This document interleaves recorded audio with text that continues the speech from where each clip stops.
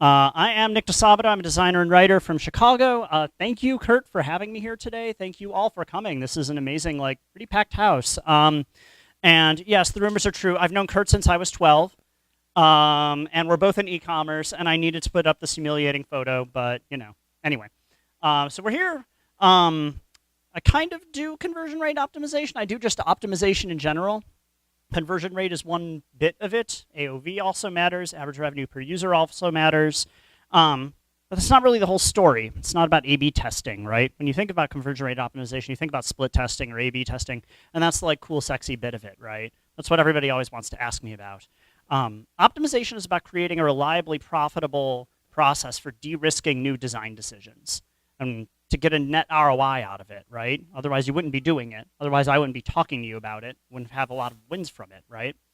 So the goal is to make more money off of optimization than you put into it. And when that happens, your maturity around optimization increases. You get some wins. You start understanding what the process means, understanding what it means for you and your store. It's kind of bespoke to the store. And as you gain more maturity with optimization, you are more comfortable putting more resources into it. It becomes lower risk to keep doing it. And it becomes a virtuous cycle, right? Makes your business even better at optimization. So in this talk, I'm going to talk a little bit about a process that I go through to optimize a lot of different online stores. Some are in the 7-figure range. Some are kind of in growth mode.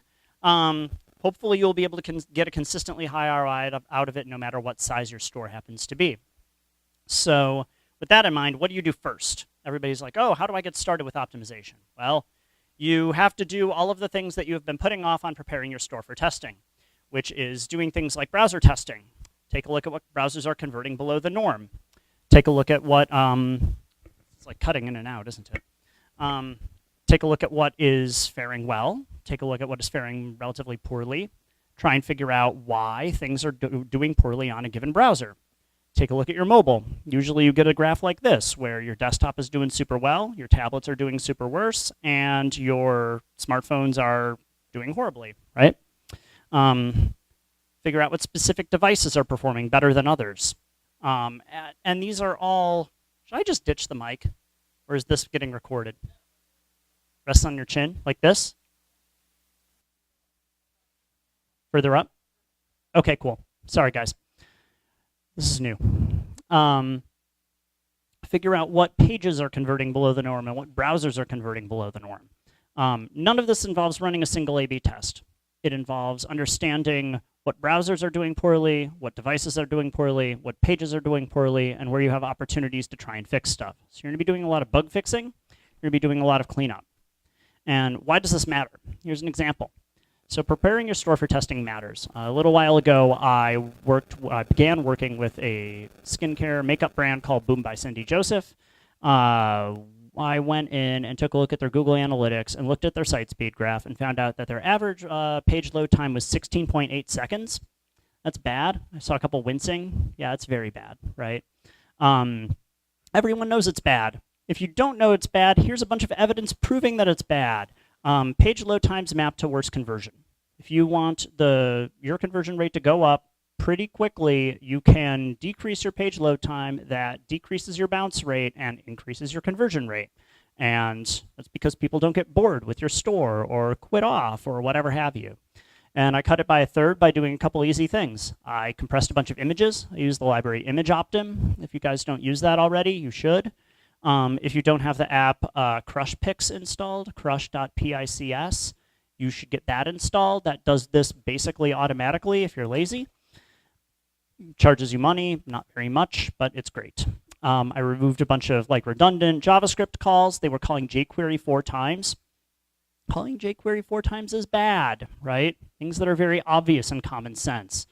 A couple of heavyweight image-based elements that were further down the page that weren't really, being looked at by customers or anything like that. And I ended up getting the page weight down to, I think the average at that point was 9.1 seconds, which still sucks, right? But it's better than 16.8. It's not stage and intervention level horrible. And I would have to cut meat beyond that to try and figure it out. And the consequence is that overnight the conversion rate went up by 9.1%, and I look like a wizard by doing a bunch of common sense stuff, right? Hooray, yes, thank you. So to recap, I took a look at the store's analytics for 5 minutes. I made a bunch of changes that they should have done that they didn't bother looking at, and made the store a lot of money into perpetuity. That is obviously great for a store that's been around for a really long time and makes a lot of money already to begin with. And I know it's very simplistic. Like, that's kind of a matter of luck. We found some low-hanging fruit. It worked out really well. But that doesn't change the spirit of the problem, does it? It doesn't change the fact that the problem is important for any business, which is paying attention to this sort of evidence is what's necessary for continued growth. If I hadn't found it, somebody would have, hopefully, somebody on the team or some other consultant. And your store is leaking some amount of revenue somewhere. Taking a look at these different things matters, right? And you can always grow despite this. You can launch a popular product. You can juice your ad spend. You can, get an influencer play, get lucky, but those are all risky. Fixing stuff is not risky. It is stuff that you already have on your store, and you can potentially make a lot of money from it. And so it's dangerous to rely on tactics that aren't doing the common sense thing and bug fixing your store. And that's the first thing that you have to do before you even start running any A/B tests. It's wildly unsexy, but it is profitable and it works. And you probably haven't done it lately.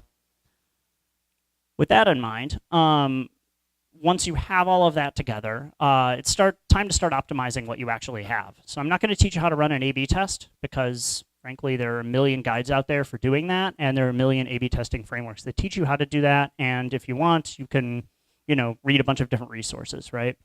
What matters more than running an A/B test is coming up with test ideas that are reliably winning, right? It doesn't matter if you're running A/B tests and getting really good, clear, statistically significant results out of it if you end up with test ideas that don't actually perform well and you're just stabbing in the dark or you have a low success rate or whatever have you. You want to be able to move the needle for your store, right? And the best way that I've found to do that is by researching what customers do, how they behave, what motivates them, and responding to that and coming up with test ideas that are more likely to win as a result. I personally believe that no store owner really knows their customers until they start observing and asking them. You might be doing this by taking a look at customer support inquiries. You might be, emailing customers occasionally or asking for surveys, and those are good. They're research methods. It's great, but they're only small parts of a larger research process. I'm going to be talking about other research methods that you can potentially be turning into design decisions that are more likely to win. Research is how you come up with test ideas that work. So research has two forms. It's qualitative and quantitative. Qualitative research is more like, what is the narrative that drives your customers? Why did they come in today? What value are they getting out of your product? What are they saying about it? What are their hopes and dreams? How do you make them feel heard and understood? How do you craft a value proposition that actually resonates with them? That can involve talking to customers, finding interesting feedback, getting customer support inquiries, sitting in a customer's environment, watching them work, whatever it is. Those are all forms of qualitative research. And then if you're a data nerd like me, there's quantitative research, and that involves measuring stuff. It can involve looking at analytics. It can involve looking at heat maps or scroll maps. It can involve looking at surveys that involve averaging survey scores or whatever have you. And all of those involve quantitative, they involve data, but it's vitally important to have a 50-50 blend of both qualitative and of quantitative research methods in whatever testing program that you're doing. Because if you get only this, it's only going to help you craft your pitch. It's only going to help you reduce objections. It'll help you end up closing sales more effectively. This makes your store work a little bit better. This makes your conversion funnel work a little bit better. Makes it easier to actually take their credit card information, It makes it easier for them to go through and do this. So a few forms of quantitative research include heat maps. If you have an online store, you should be running heat and scroll maps.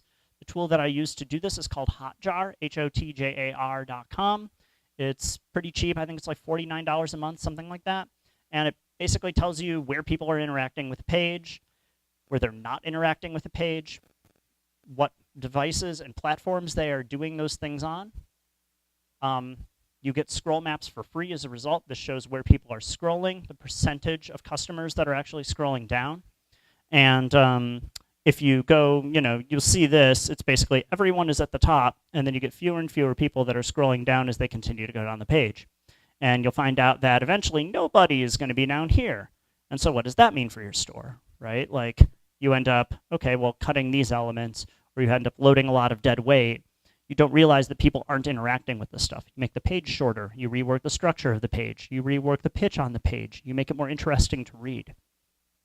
Analytics. You should probably have Google Analytics installed on your Shopify store. If you do not, you're at the Shopify Plus meetup. I have still encountered $50 million Shopify stores that didn't have e-commerce tracking installed on Google Analytics. So make sure that your Google Analytics install is configured correctly. Here are two how-to guides that allow you to actually configure your Google Analytics correctly. We'll be giving you slides after the talk and everything. So if you signed up online, you'll be able to get this as a PDF, so you don't have to like frantically write everything down. But these are the guides that I go through. Prepare your store for Google Analytics, start configuring goals and events, and getting everything working properly there. Let's talk a little bit about qualitative research. Customer interviews. This involves literally getting people on the phone and talking to them for an hour about why they chose to come to your store, what kinds of products they purchased on it, and why they decided to go with you over competitors. You compensate them for your time, talk a little bit how they use stuff. This sounds terrifying to people who don't like getting on the phone. I have spent probably 8 years getting over my aversion to that. It is possible. Here are two very, very good books that provide solid resources for this. The former book up here costs $22, and it does more to teach you about interviewing users than like a 3-hour talk that I could possibly give. It is amazing. Usability tests. This sounds more like quantitative research, but you are actually having people complete example tasks on your store. You have them, purchase a product with a given credit card or place a transaction or browse for something, whatever have you. I use Try My UI. The 800-pound gorilla in this space is called usertesting.com, but it's more expensive and fancy. This is a little bit more like punk, and I like using it.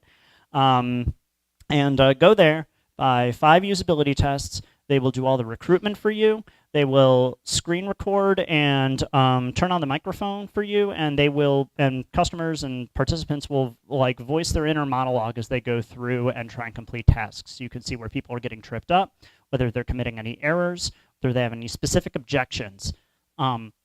This costs money. It's like $350, I think, for 5 usability tests on Try My UI. If that does not make you back the $350, if you have never run usability testing on your store, that is one of the absolute best thing you can do to surface conversion-killing usability issues and actually move the needle for your business. It's an investment. You will probably make it back from the kind of insights that you're going to be getting from it. Post-purchase surveys. So on the thank you page or in the thank you email that you end up getting, it's like usually a 1-question survey or very brief survey that asks people their feelings about their purchase today, or where their head was at, or what they were hoping to get out of the product, or whatever have you. And these sorts of things, you end up mining those responses. Sometimes people are like, where's my stuff at? Okay, great, send it along to the customer service department. Or I didn't like it. Okay, send it along to the customer service department. But you can still mine these for conversion insights and come up with interesting ideas for new tests. We'll be talking about that in just a minute. So once you have research together, you're going to be doing a blend of these methods, and the rate and cadence of that depends on what kind of tasks you're trying to be completing. I usually run heat maps about once a month. I usually run usability tests around once a quarter. I usually interview about once a quarter because it's a huge amount of time and effort, and I just feel wiped after doing it. And I look at analytics basically every day to 3 or 4 times a week. So once you have your research together, you need to find a way to translate it into revenue-generating design insights. Nobody ships research, It's not like I take my research PDF and put it on my store and then I make money off of it. You need to find a way to turn it into design decisions. And so in design parlance, that's called synthesis. And it sounds like fancy magic. It's not. It's a 3-step process. The first step is identify the problem. So perhaps you have a heat map that is showing that nobody is clicking on an add to cart button. Okay, well that's a problem. Why is nobody clicking on the add to cart button? Perhaps it's buried below the fold. And then so you go and look at scroll maps and try and figure that out. Either way, you have to understand that there is a problem. You want it to be solved in some capacity. And then the next step, find the reason. You don't know what the reason necessarily is. You're trying to guess on what the reason is, right? It's not, oh, they're definitely clicking on this or not clicking on this because it's below the fold. It's more, okay, well, we think it might be this case. So you might want to validate that by doing behavior recordings. You might want to do that by like taking a look at scroll maps or usability tests or whatever have you. Sometimes the answer here is performing more research and trying to keep digging into the actual motivations behind it. Sometimes it's obvious right off the bat, like the page takes 16 seconds to load, right? But either way, you need to try and find at least an informed guess as to what the reason might be. And that reason needs to be based in research. And then the next thing is improve the design. So whatever it happens to be, you should be making the design improvement rooted in what specifically addresses the problem and the reason behind it. So, if the add to cart button is, too far below the fold, come up with a design that moves it above the fold and make it so that it's more prominent, and then it might be easier to click. So, the reason that these work well in A/B tests is not necessarily because they make the button bigger or whatever have you. It's because they found out that there was potentially a problem, and then they tried to address it. And then the way in which you treat that, it's not just making the button more prominent, it's the way in which you make it more prominent and why. And that is what is more likely to actually work for you. So only then can you start actually A/B testing.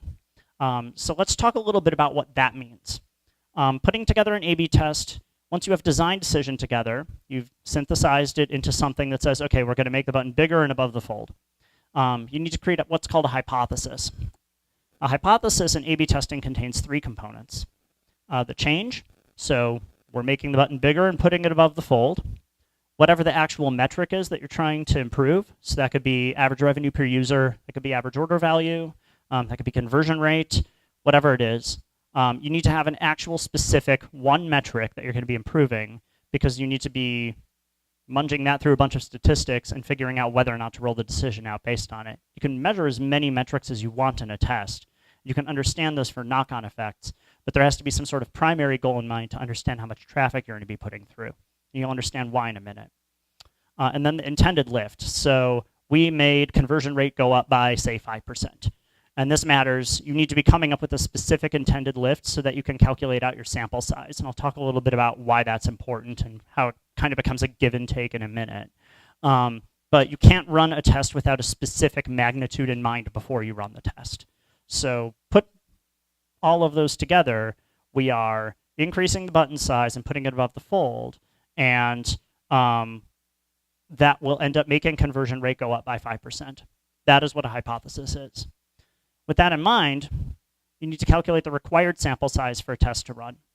Tests are kind of rooted in statistics, and so basically it's the sample size is contingent on what your goal is, what your existing conversion rate is for that goal, and what your intended lift is for the test.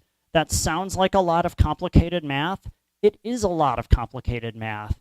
Like in all complicated math problems, someone built a calculator for you to do this so you never have to think about the math behind it. And here's the link to it. It is the second one. Oh God.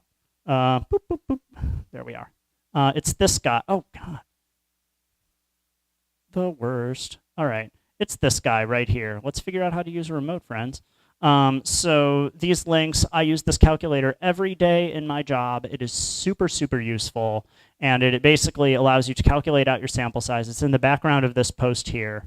And it shows you exactly how much traffic that you need to be putting through per branch of your A/B test. So that includes your control. So you have to have something where you're not making a change, and then you do all of this, and it works out. So you have a sample size, you have a hypothesis, you've built out a change, you've launched a test. Great. You wait like 2 weeks, 3 weeks, however long it takes to get to that sample size, and now you need to make sense of the results. As mentioned, testing is rooted in statistics. You're dealing with raw numbers. It's the people visiting your site. It's the people who are converting. It's the people who are converting on each different metric that you have. And then you're trying to prove the success of whether or not you should be rolling out that design decision to all customers. That's ultimately what A/B testing is. It's answering a question in the most informed way possible about whether or not we should ship the thing. So what most A/B testers use for this, if they're like old school statistician types, they use something called a chi-squared test. It's another link on Evan Miller. I forgot how to do chi-square tests in sophomore year of college, so I use this, and it basically helps me do it. It shows you, you put together how many people converted out of how many people visited your page for each branch of your variant, and then you determine how statistically significant it is, and if it comes in at 95% or higher, then it's effectively likely to end up moving the needle for you, which is great. There are a lot of A/B testing frameworks that come up with their own way of calculating out statistical significance to try and cut corners because they can guess, basically. They use what's called Bayesian statistics. I do the old school stuff because I tend to work with stores that are much larger, and so we have the luxury of actually operating with that. So that's basically it. That's how you run an A/B test. You make a change, you have a hypothesis, you put together a test, you make sure that it's based in research, and then you calculate out the impact of it. That sounds great, right? Kind of don't need research for this, people tell me sometimes. You can run tests whenever you want. You can continue building tests as your current test is running. You always keep a test running. You keep what works, discard what doesn't. You hopefully profit. So looking at how this works, research doesn't really appear to be essential. You could stab in the dark about it, right? This is the average success rate if you end up doing that, right? This is across every A/B testing framework, I believe, across all e-commerce stores. That's usually, I've seen 14% sometimes bandied around. This is actually not the lowest average that I've seen for everybody, but that's 1 in 8 that you're going to keep. I don't like that. I don't like that number at all because you're going to be wasting your time 7/8 of the time, and that's not so great, right? But these people all stabbed in the dark. They changed their call to action button from green to blue and hoped for the best, and that was it. If you end up researching stuff, this is our lifetime success rate at Draft.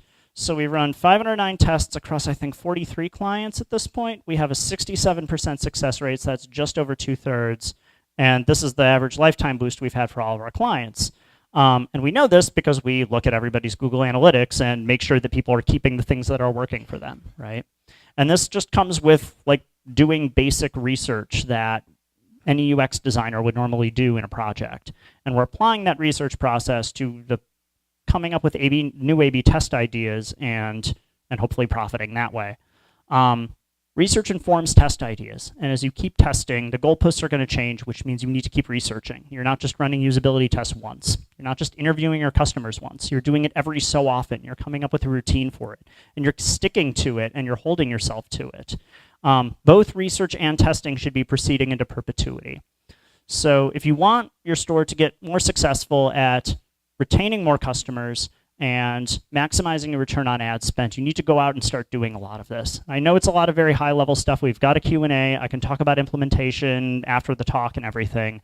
But I assure that you can do it. I do this process with people all the time, and I like it. I think it's a lot of fun. It's also the most easy way to connect with customers and really understand what drives them, and that's wonderful. The end goal is to make sure that you have more of a culture of optimization and more CRO maturity in your organization. And every store is unique. It's hard to know where all of you specifically are at, but hopefully with some of this high-level advice, you'll be able to create a culture of optimization of your own. And I think that's all I've got. Sorry about the mic stuff earlier. I figured it out eventually. Thank you guys so much. Appreciate it.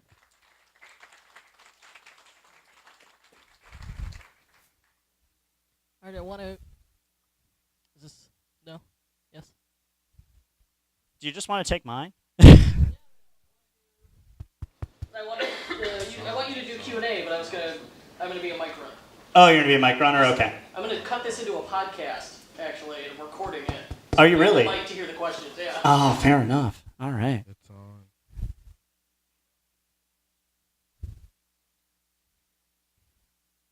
Now is a very good time to think about all of your questions. Testing.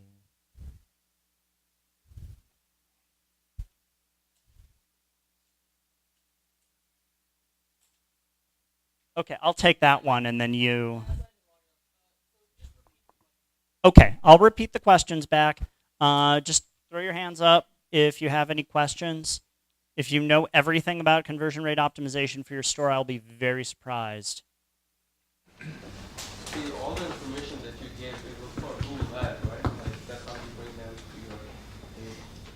The question is, how do I bring people to the page? Is it with Google Ads or with other methods? It depends on the store. So usually it's a combination of Google Ads, Instagram, Facebook, like whatever it is.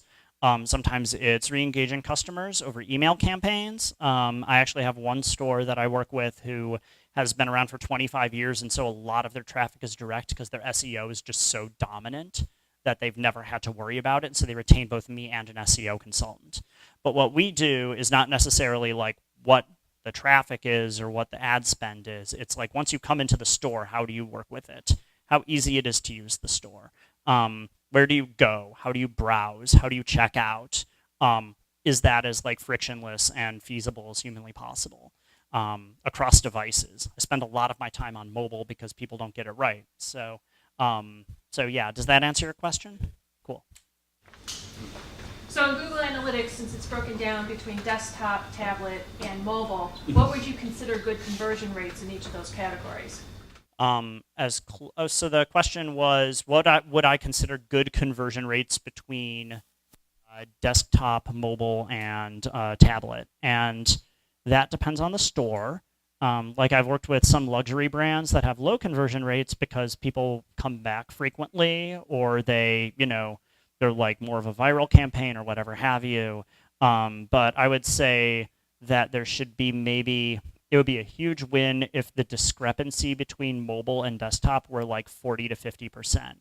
So if like you had for example, a 3% conversion rate on desktop and like a 2.25 conversion rate on mobile. Because what I end up finding when I go into my, like all the stores that I work with, it's one of the biggest insights that I found doing this job. I come in and your conversion rate on mobile is more like 1% or 1.25%. It's like default very, very bad. And people think that that is either because they like continue the purchase on desktop and so they convert artificially high on desktop and artificially low on mobile. I just think it's because we haven't really figured out how to have a good mobile experience yet. And a lot of places aren't mobile first in their design, and they should be. Most online stores should have mobile first design. They should not be vetting new design decisions on desktop. So I would say that like the discrepancy between mobile and desktop is what matters more than saying, 3%. Like that's not quite as useful, because I've seen as high as 5 for things that are like $10. They're like impulse purchases. But I've seen stuff lower. Basically, the higher the AOV, usually the lower the conversion rate. So for your consulting business, how do you, for your website, do you optimize it the same way as an e-commerce? Yeah, so the question is, I run a consultancy. Do I do the same sort of like CRO stuff on my own site? And the short answer is no. The long answer is yes for the books that I sell. So I also have books for sale over there if y'all buy the books. But like that is more of like an e-commerce thing, right? Like I have books and online courses, and I spend a lot of time teaching people about CRO. So that is much more ripe for A/B testing, especially like when I'm launching a new book and lots of traffic is coming in and lots of people are buying them, hopefully. So that makes sense. But in terms of like running A/B tests on getting leads for potential clients, most of my clients come from referral. So it's like email intros, and how do you A/B test for email intros? You don't. But also like the number of people who actually apply, maybe a couple dozen, 3 dozen a year. And that's how it should be. I spend a lot of time qualifying my leads and being very careful about who gets in the door. So a lot of people just load the page and be like, not for me, close tab, or not for me right now, close tab. And that's a win because I didn't waste your time. And I know who I want as a client. So I don't really know if running an optimization program for my own consultancy. Like, I've spent a lot of time thinking about this. I don't think it makes sense for me to do that. I'll optimize the heck out of my book sales, though. Yeah. Where's the best place to start your A/B testing? Let's say I'm brand new to this. Okay. Do I start on a homepage, product detail page, or shopping cart? So the question is like, if I had to pick a page to start optimization on, I'm going to answer your question, and then I'm going to unask your question and answer a different question. So if I had to pick one, if you put a gun to my head and made you answer your question, I would say product detail page, because that has the most like ripe conversion opportunities. It's a place where there's a lot of moving parts, and a lot of people are like, that's the pitch. Like, people are considering the pitch. The homepage is like the brand, and the cart, like, people know where to find the checkout button. Like, don't use a sidebar cart. Just there it is. So do you find the biggest fall off between the product detail page and the shopping cart? Usually, yes. But with that in mind, I'm going to unask this question and say, like, I've never zoomed in on one page in my life. Like, I think more holistically about how the store is operating, and it's not a whole lot more effort to run heat maps across 3 different pages than it is to run them on one and start focusing on things there. Obviously, I'm biased because I like doing this, and so I just kind of sink my teeth into a lot of different parts of the store, and it's not, I don't think about it in terms of like, look at this page. I think it would be dangerous to take my answer earlier and say, oh, well, I'm going to look at the product page today and this week, and then next week we're going to move to the cart page and start making that good.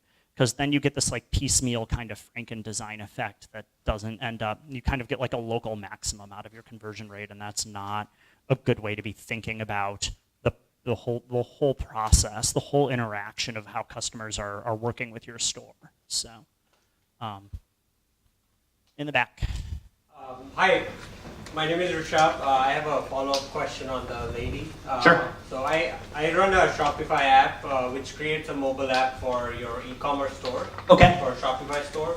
So from what you said, I understand you have lower conversion rate on mobile device as compared to desktop. Mm-hmm.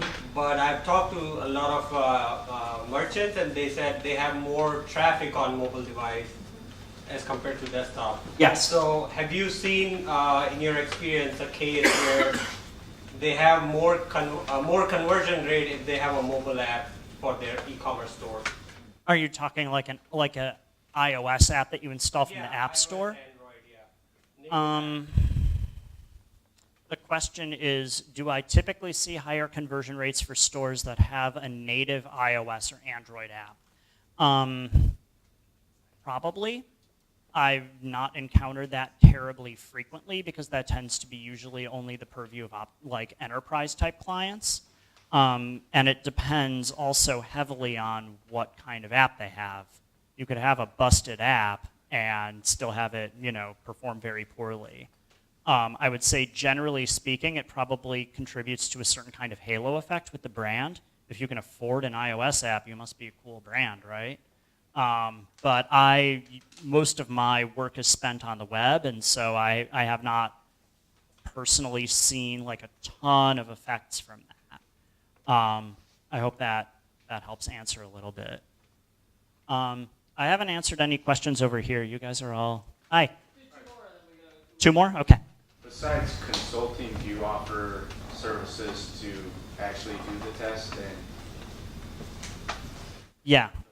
So the question is, in addition to the consulting, do I provide a service that actually creates and runs the test? And so yes, I'll talk about Draft a little bit. So we have a one-off page site teardown where basically I'll just go through and come up with a huge video report where I go through all your store and run heat maps and do GA and basically do what I already just said, right? And that then I give you this report and then I run off and that's it. You get a 6-month test plan and a lot of actionable insights, and I think the average conversion rate bump I've gotten from stores is something like 15% from that. It's good. It does really well. But then the thing that I'm probably most known for is that I go in and do all of this for you. So I run the framework, do the statistical analysis, manage prioritization. I feel like I'm mostly a project manager in those situations because prioritizing A/B tests could be a whole other 3-hour talk, figuring out what is most likely to move the needle, what is most technically feasible, that sort of stuff, right? But then there's also who is developing this, who is connecting with it. I'm a designer by trade, so a large part of it is I'll be working with another agency, say EtherCycle, your best friends, and then they'll build out more ambitious prototypes or stuff like that, and I'll be dictating UX and stuff like that. So it's not even like I'm not just being somebody who like wings reports over to the CEO and tells them what to do. I'm like actually sitting down and doing design and coming up with prototypes and getting my hands dirty, at least on the design end of it. So the seam around that is fuzzy. Like sometimes I just like either there's a lot of like code debt or like developers are, for some reason not fully resourced that week or whatever, so I hand other stuff off to them. But like, most of the time I'm working on production. I'm actually creating stuff and putting my consultant hat on as I'm doing that the whole time. So, yeah. One last question. Make it good. Is there anything behind the poll? Far back. How do you make decisions when you review the scroll map? Let's say, as part of like removing stuff or changing the contents. Yeah, that's a great question. So the question was, how do I make decisions as I'm looking at a scroll map? Kurt actually asked me this exact same question when we were out for dinner like a month ago. There are two major things I'm looking for at the very beginning that I just zoom in on, and one of them is like big drop-off points. So you saw that like huge rainbow roll there. Like sometimes it just goes from like red to yellow like immediately, and it just skips orange. That means you're already losing like 25% of your customers, right? So if there's like a major drop-off point, I want to know why. I don't want to know what exists at that drop-off point that could potentially be. This is cutting out enough. What exists at that drop-off point that could potentially be losing customers, right? And if that's a good or a bad thing, it could be, oh, I'm convinced, I'm buying the thing, or and so I'm connecting it to the heat map at the same time. Or it could be, I'm bored, I just closed the tab. Not so good, right? The second thing I'm looking at is the point at which maybe like fewer than 25% of customers are even looking at the page anymore. And this is the part that horrifies online store owners, because it's sometimes like above the reviews. It's sometimes like above the nice fancy pants image gallery you put in. And that's like a third of your page load. So basically, if only a quarter of your customers are looking at the thing, either they got confused or they got bored or they already made their decision, right? And if you are loading anything below that point, it's probably dead weight on the page. Which, what did I say earlier about reducing page weight? Try and reduce page weight. So if you have a gigantic image gallery at the bottom of the page, then nobody's going to be looking at it. That's horrible. So you should be getting rid of it. Those are the two biggest things that I look at. And then sometimes like I'm trying to corroborate or correlate it with heat maps as well. But and it gets more nuanced than that. I could go through a whole thing, but those are like the two things. And you'll get a lot of insight out of just paying attention to those two things. So. My question to you is, do you have a newsletter, and can I subscribe to it? I absolutely have a newsletter. You can go to draft.nu or draft.nu/letters, and you can subscribe to it. All of you can subscribe to it. I don't discriminate. My most popular newsletter now is actually the one that announced the book. But for about 5 years, it was 1,600 words about a sandwich I ate once. I'm not kidding. It was a really good sandwich, fam. It was really good.